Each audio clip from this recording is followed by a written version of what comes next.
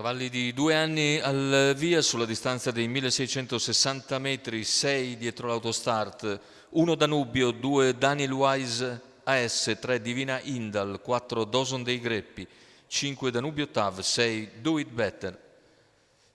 Favori per Danubio, numero 1 Marco Stefani, alternativa principale Danubio Tav.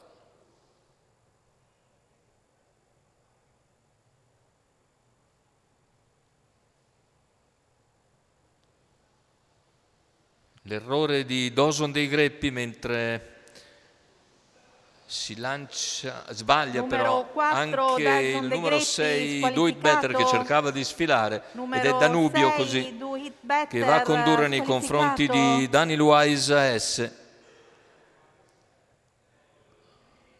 Al largo invece vediamo subito Danubio Tav. Indietro ha avuto un'incertezza anche Divina Indal e quindi sono rimasti in 3 esenti da rottura, con all'esterno Danubio Tav che si adegua.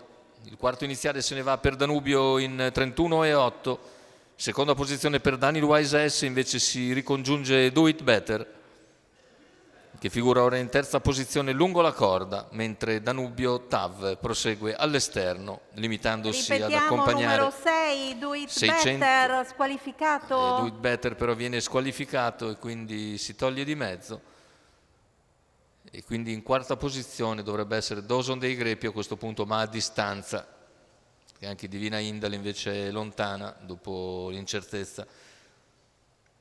Situazione che non cambia dopo 800 metri in 1.3,9, Danubio se l'è presa comoda una volta al comando, Daniel Wise S rimane in seconda posizione lungo la corda, all'esterno è Danubio Tav e il chilometro è completato nell'ordine dell'1.19,9.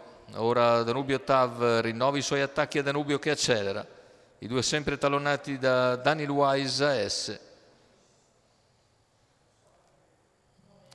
400 alla conclusione, i due quasi omonimi che continuano a litigare fra loro, trascinandosi Daniel Wise AS.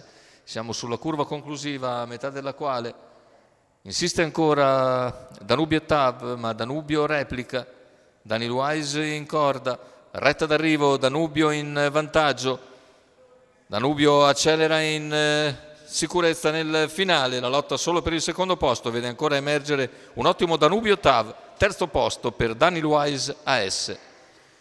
1.17.3 ma 29.7 a chiudere, e ottima impressione per Danubio che così come aveva fatto al debutto vince ancora, rimane imbattuto e convince nella sua prova al comando questa volta.